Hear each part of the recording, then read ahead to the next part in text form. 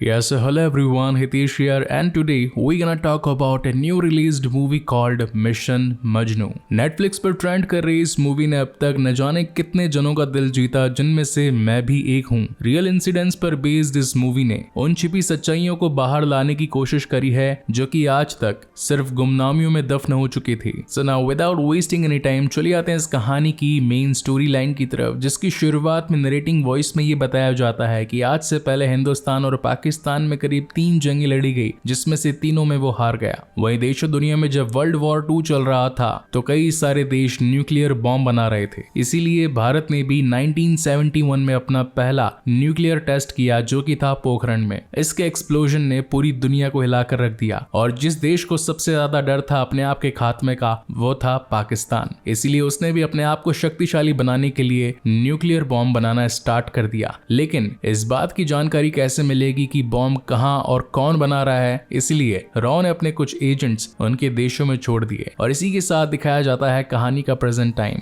1974 पाकिस्तान, रावलपिंडी। अपनी नमाज को खत्म कर लेने के बाद कहानी के lead character Siddharth Malhotra as Tariq, जो कि एक जॉब की तलाश में है, तो वो अपने दोस्त को कहते हैं कि अगर हो सके तो मुझे कोई काम दिलवा दो, मैं सिलाई बड़ी अच्छी करता हूँ और मुझसे बेहतरीन दर्जी पूरे पाकिस्तान में आपको कहीं नहीं मिलेगा। तो मौलवी जी कहते हैं कि हाँ, 5 वक्त का नमाजी है, अच्छा और होशियार इंसान है, काम दिलवा दो और मेरी सिफारिश लगा देना। जिसके बाद उसे मोहसिन खान नाम के एक शख्स की दुकान पर काम मिल जाता है। पूरे पाकिस्तान की आर्मी ड्रेसेस के सिलवाने का काम इन्हीं के पास आता था और यही रीजन था कि अंडरकवर एजेंट अमनदीप सिंह यानी कि तारिक ने उनके वहां जॉब करने के बारे में सोचा, वो भी सिर्फ 300 रुपए महीना। कहानी के दरमियान इन्हें एक नजरीन नाम की लड़की से प्यार हो जाता है। धीरे धीरे प्यार फरमान चढ़ने लगता है। इसी के साथ हम व्यूअर्स को ये पता चलता है कि नजरीन आंखों से देख नहीं सकती। हालांकि उसके पिता उसकी शादी एक बड़े और अच्छे घर में करवाना चाहते थे, लेकिन नजरीन का कहना था कि इंसान की इज्जत ही उसका सबसे बड़ा गहना है और वो इज्जत उसे हमेशा तारिक से मिलती है। और फैमिली मैरिजेस में ऐसी कई बार फाइट्स तो होती है जहां पर कभी पेरेंट्स नहीं मानते तो कभी लड़का या लड़की के बीच में कुछ अनबन हो जाती है, लेकिन काफी सारी प्रॉब्लम्स को साइड रखते हुए इनका जल्द से जल्द निकाह हो जाता है। यहाँ सीन शिफ्ट होता है पाकिस्तानी पॉलिटिशियंस के बीच, जिनमें अभी ये डिस्कशन हो रहा था कि इंडिया अब एक न्यूक्लियर पावर बन चुका है, वो जब भी चाहे पाकिस्तान को चुटकियों में खत्म कर सकता है, तो क्यों ना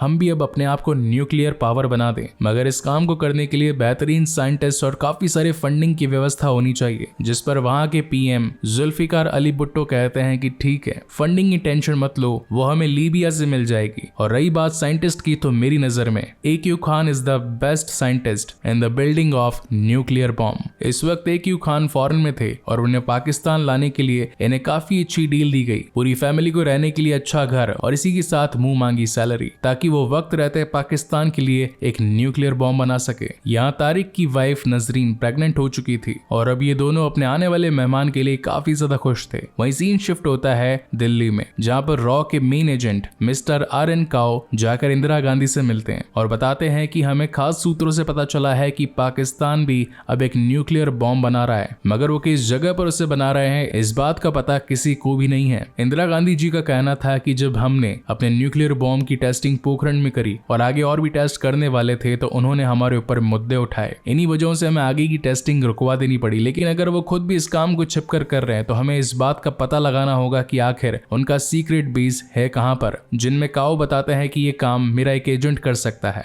यानी कि अमनदीप सिंह। नजरीन के घर में उसके पिता कभी भी तारिक को पसंद नहीं किया करते थे, क्योंकि वो सिर्फ और सिर्फ एक दर्जी था और उसकी कमाई से घर का खर्चा अच्छे तरीके से नहीं चल पाता था, तो वो किसी भी बात पर तारिक को क्रिटिसाइज करने में पीछे नहीं हटते थे। जबकि नजरीन का कहना था कि वो मेरे शौहर हैं, वो जितना कमाएंगे मैं उसमें अपनी जिंदगी का गुजर बसर कर लूंगी, आपको हमारी मैरिड लाइफ में इंटरफेयर करने की कोई जरूरत नहीं। रास्ते में अपने घर जाते वक्त तारिक नजरीन से कहता है, मैंने दुबई में एक जॉब के लिए अप्लाई किया, अगर वहां पर मेरी जॉब लग गई तो हमारे पास पैसा ही पैसा होगा, मगर उसके लिए मुझे रात दिन मेहनत करनी पड़ेगी। जब नजरीन घर पर सो जाती है तो रात को दबे पांव तारिक पहुंच जाता है मोहसिन खान की दुकान में फोन को यूज करने के लिए, क्योंकि उनके फोन से वो इंडिया में फोन किया करता था अपने सीनियर एजेंट को, जो कि खुद भी है एक रॉ के officer RK Sharma ji. Well Sharma ji को अमनदीप खासा पसंद नहीं है, क्योंकि उसके पिता ने पाकिस्तान को इंडिया की कुछ इन्फॉर्मेशन बेच दी थी, जिसके बाद उनके सर पर गद्दार का कलंक लग गया। मगर अमनदीप अपने ऊपर गद्दार के बेटे का कलंक हटाना चाहता था, इसीलिए वो अपने देश के लिए कुछ करना चाहता था और उसे जितनी भी इन्फॉर्मेशन मिलती थी वो आकर अपने सुपीरियर के साथ शेयर करता था। शर्मा जी बताते हैं कि तुम्हें एक नया काम दिया जा रहा है, है। ये पता लगाओ कि आखिर पाकिस्तान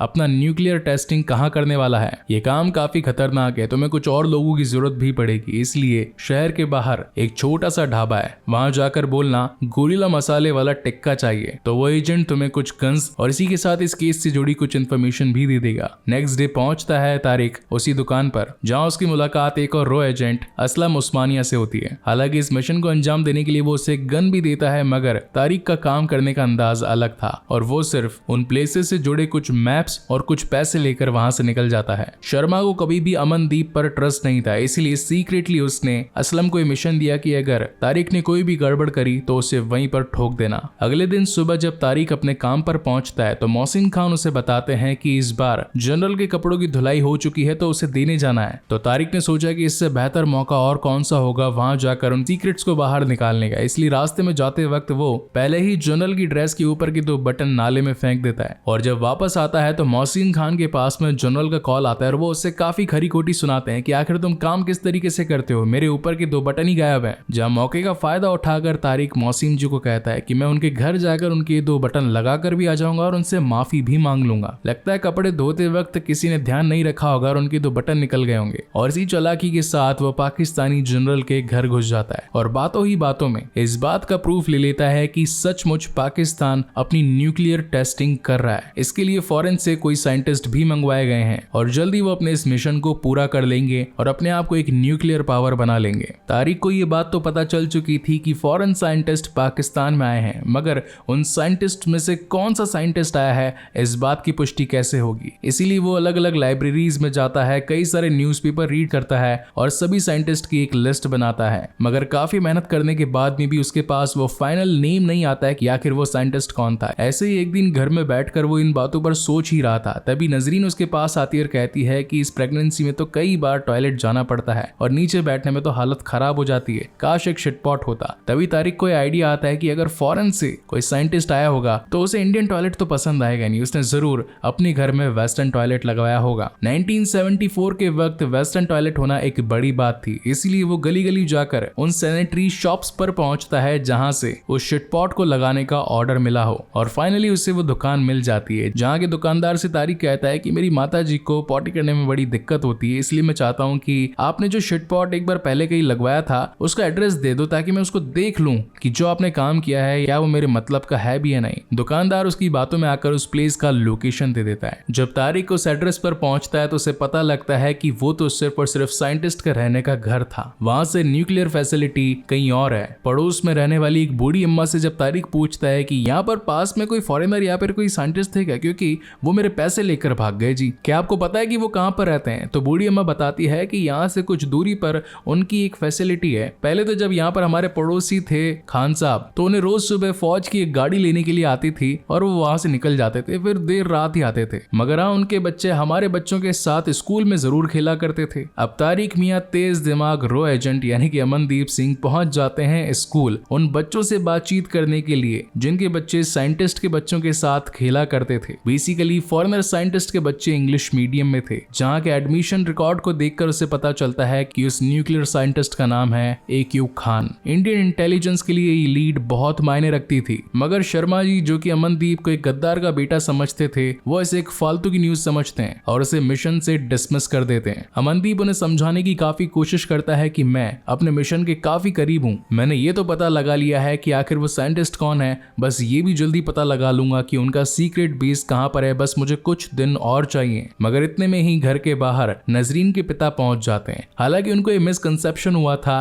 कि यहाँ पर तारिक किसी और लड़की से मिलने के लिए आता है, जबकि तारिक को ये लग रहा था कि उन्होंने मेरे इंडियन रॉ एजेंट होने की बातें सुन ली है। दूर खड़ा असलम ये सारी बातें देख रहा था, उसे ये लग रहा था कि नजरीन के पिता को तारिक का पूरा सच मालूम चल चुका है, इसलिए वो इस बात की इन्फॉर्मेशन शर्मा जी को देता है। तो शर्मा जी कहते हैं कि अगर एजेंट का राज खुल गया तो एजेंट किसी काम का नहीं, उसे हैंड टू हैंड खत्म कर दो। मगर असलम दिल का अच्छा था और वो एक इंडियन एजेंट को खोना नहीं चाहता था, इसलिए वो अमनदीप को न मारकर नजरीन के पिता को ही जान से मार डालता है। गुस्से में आया अमन उसे पीटना शुरू करता है और कहता है कि आखिर तूने उन्हें क्यों मारा, वो मेरे ससुर जी थे। रॉ एजेंट होने का मतलब ये नहीं कि हम हर किसी को जान से मार डालें। उन दोनों के ही बीच गर्मा गर्मी हो जाती है, मगर तभी एक थर्ड पर्सन आकर उन्हें रोकता है, जो कि थे Raman Singh, agent of raw Indian army, वही मौलवी साहब जिन्होंने तारिक को जॉब जॉब दिलवाई थी और इसी के साथ उसका निकाह भी पड़ा था। यहाँ से ये तीनों टीम अप कर लेते हैं और पाकिस्तान में चल रहे न्यूक्लियर एक्सपेरिमेंट की लोकेशन को ढूंढने की कोशिश करते हैं। यहाँ इंडिया में मोरारजी देसाई के संपर्क पाकिस्तानी आर्मी के हेड से थे जिनका नाम था जनरल जियाउल हक। अगर साफ शब्दों में कहा जाए तो पाकिस्तान गवर्नमेंट के थ्रू नहीं बल्कि वहां की आर्मी के थ्रू चला करता था। इसीलिए मोरारजी देसाई ने अपने संपर्क वहां की गवर्नमेंट के प्राइम मिनिस्टर या फिर सीएम से नहीं ओनली जनरल से बनाए, क्योंकि पाकिस्तानी देश के कर्ता धर्ता सिर्फ वही थे। यहाँ तारिक को मोहसिन खान से पता चलता है कि आर्मी के 400 जैकेट्स का एक बड़ा कॉन्ट्रैक्ट हमें नहीं बल्कि पास वाली दुकान को मिल गया। जब तारिक पास वाली शॉप पर जाकर उन जैकेट्स के बारे में पूछता है कि आखिर वो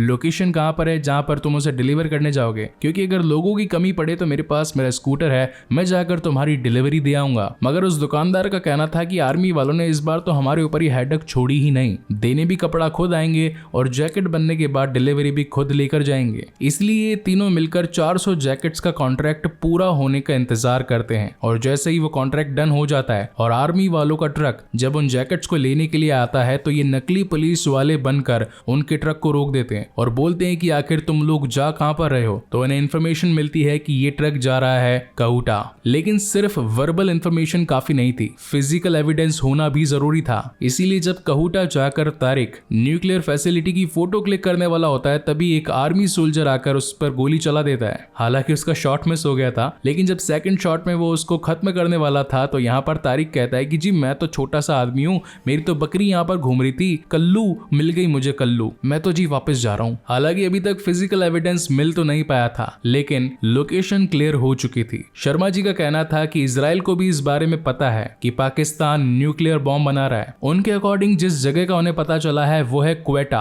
और तुम जिस जगह की बात कर रहे हो वो है कहूटा। अब इन दोनों में से कौन सी लोकेशन असली है इसके लिए फिजिकल एविडेंस का होना जरूरी है। जहाँ पर तारिक को एक बढ़िया आइडिया आता है, उसे पता था कि जिस जगह भी बॉम्ब बनाया जाता है वहां का रेडिएशन हाई होता है और रेडिएशन हवा में उड़ता है, इसलिए उसके छोटे छोटे कण बालों में भी गिर जाते हैं। और कहूटा में सिर्फ और सिर्फ एक नाई की दुकान है, तो अगर हम वहां जाकर वहां के फौजियों के बालों का एक छोटा सा सैंपल फॉरेंसिक लैब में टेस्ट करवाने के लिए भेज दें तो इस बात की पुष्टि हो पाएगी कि कहूटा में ही पाकिस्तानी न्यूक्लियर फैसिलिटी है। बहुत ही शानदार प्लान के साथ ये पहुंच जाता है नाई की दुकान पर, जहां पर तारिक शॉप के अंदर खड़ा होता है, वहीं दूसरी ओर रमन और असलम नकली फाइट का नाटक करते हैं। हर कोई उनकी फाइट को रुकवाने के लिए बाहर पहुंच जाता है और पीछे से अमनदीप उन सोल्जर्स के बालों को एक छोटी सी थैली में डालकर वहां से निकल जाता है। और यहाँ से शुरू होता है सबसे बड़ा टास्क कि आखिर बिना पाकिस्तान से बाहर निकले इस सैंपल को इंडिया की फॉरेंसिक लैब तक पहुंचाए कैसे। इन दिनों लाहौर से दिल्ली जाने के लिए जो ट्रेन चला करती थी उसमें भी पासपोर्ट की नीड हुआ करती थी, इसीलिए अमनदीप वहीं के एक शख्स को बेहोश करके उसका पासपोर्ट और सामान लेकर सर पे पगड़ी लगाकर पहुंच जाता है ट्रेन में। और जब रास्ते में टनल आती है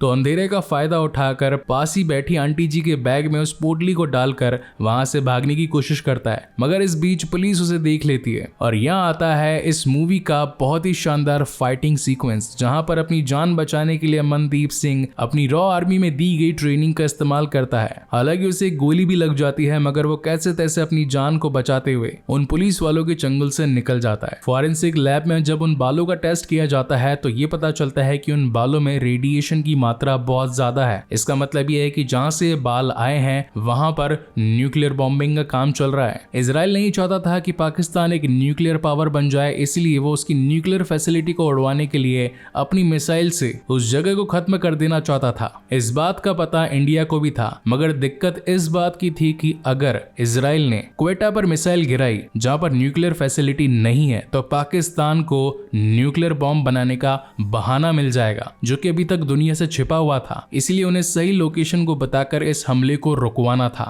कि वो जगह क्वेटा नहीं बल्कि कहूटा है। वक्त रहते कॉल्स पर कॉल होते हैं। रावलपिंडी से दिल्ली में कॉल किया जाता है, दिल्ली से इजराइल की आर्मी में कॉल किया जाता है, इजराइल की आर्मी से फाइटर प्लेन्स उड़ाने वालों से कांटेक्ट किया जाता है और मिसाइल लॉन्च होने के सिर्फ 1 सेकंड पहले उस मिशन को अबॉर्ट कर दिया जाता है। रॉ एजेंट्स की सबसे बड़ी जीत थी कि उन्होंने इजराइल के थ्रू पाकिस्तान पर गिरने वाले एक बड़ी मिसाइल को रुकवा दिया। इसी के साथ मोरारजी देसाई ने जनरल जियाउल हक को भी मना कर दिया कि जितना जल्दी हो सके अपनी फैसिलिटी को बंद कर दो, अब तुम्हें न्यूक्लियर बॉम्बिंग पर काम नहीं करना है और अगर इन 15 मिनटों में तुमने न्यूक्लियर बॉम्बिंग का काम नहीं रोका तो हमारे प्लेन्स आकर उस उस न्यूक्लियर फैसिलिटी को तो तबाह करेंगे ही करेंगे, इसी के साथ पूरा पाकिस्तान भी उड़ा देंगे। खौफ में आया जनरल जियाउल हक अपने पूरे काम को रुकवा देता है, मगर उसका गुस्सा शांत कहाँ होने वाला था। उसके अकॉर्डिंग कुछ रॉ एजेंट्स ने आकर पाकिस्तान की इतनी बड़ी इंफॉर्मेशन को लीक कर दिया, तो वो अपनी पूरी टीम को उन छिपे हुए रॉ एजेंट्स पर लगवा देता है, जो कि ये सारी पाकिस्तानी इंफॉर्मेशन इंडिया तक पहुंचा रहे थे। सभी की कॉल्स ट्रेस किए जाते हैं, स्पेशली रात को 10 बजे से लेकर सुबह के 5 बजे तक, और टारगेट किया जाता है दिल्ली को। इनमें कुछ 26 लोगों के नाम बाहर आते हैं। हालांकि एजेंट्स कुछ 5 या 6 ही थे, मगर पाकिस्तानी चाहते थे कि उन 5-6 के पीछे अगर 26 लोग भी मरते हैं तो मर जाए, लेकिन रॉ एजेंट्स सारे के सारे खत्म होने चाहिए। और अब धीरे धीरे करके पूरे पाकिस्तान में हर एक शहर में उन लोगों की लाशें बिछती जाती है जो सिर्फ कॉल कर रहे थे रात 10 बजे से लेकर 5 बजे के बीच। हालांकि इन रॉ एजेंट्स में से असलम और इसी के साथ साथ रमन भी मारे जाते हैं, मगर बेचारे बेगुनाह लोग जिन्होंने कुछ किया ही नहीं था वो भी गेहूं के साथ घुन की तरह पिस चुके थे। अमनदीप को इन्फॉर्मेशन मिल चुकी थी कि पाकिस्तानी एजेंट्स आकर इंडिया के रॉ एजेंट्स को मार रहे हैं, तो जितना जल्दी हो सके यहाँ से बाहर निकल जाना ही सही रहेगा। इसलिए वो अपनी बीवी नजरीन को लेकर दुबई निकलने की कोशिश करता है, मगर एयरपोर्ट पे आकर पुलिस वाले उसे रोक लेते हैं। अपनी चालाकी से नजरीन को तो वो एयरपोर्ट से बाहर निकलवा देता है और सीधा दुबई की फ्लाइट में बिठवा देता है, मगर उसकी जान बचाने के लिए खुद उसे वहीं रुकना पड़ता है और वो अकेला काफी सारे पाकिस्तानी एजेंट से भिड़ जाता है। वेल, फाइनल कंक्लूजन तो उसकी मौत ही लिखी थी, मगर अमनदीप सिंह का नाम गोल्डन वर्ड्स में लिखा जाता है इंडियन हिस्ट्री में, क्योंकि उनकी वजह से पाकिस्तान का एक सबसे बड़ा सीक्रेट रिवील हुआ। यहाँ पर इस रियल इंसिडेंट से जुड़े कुछ रियल फुटेजेस भी बाहर आती हैं, जिनमें ये पता चलता है कि असली वाले जनरल जियाउल हक जब इंटरव्यू में बैठे थे तो उन्होंने वहां पर भी इनकार किया था कि हमने तो कभी न्यूक्लियर बॉम्ब बनाए ही नहीं। वहीं 1978 में अटल बिहारी वाजपेयी के अंडर सेकंड न्यूक्लियर टेस्टिंग भी हुई, और इसी के साथ ये शानदार कहानी यहीं पर खत्म होती है। सो गाइस, आपको ये वीडियो कैसा लगा प्लीज मुझे लाइक और कमेंट करके जरूर बताइएगा, और अगर पहली बार इस चैनल पर आए हैं तो इसे सब्सक्राइब जरूर कीजिएगा, क्योंकि मैं ऐसी ही बेहतरीन मूवीज आप लोगों के लिए लाता रहता हूँ। सो तब तक के लिए keep watching and stay safe. मिलते हैं अगले वीडियो में।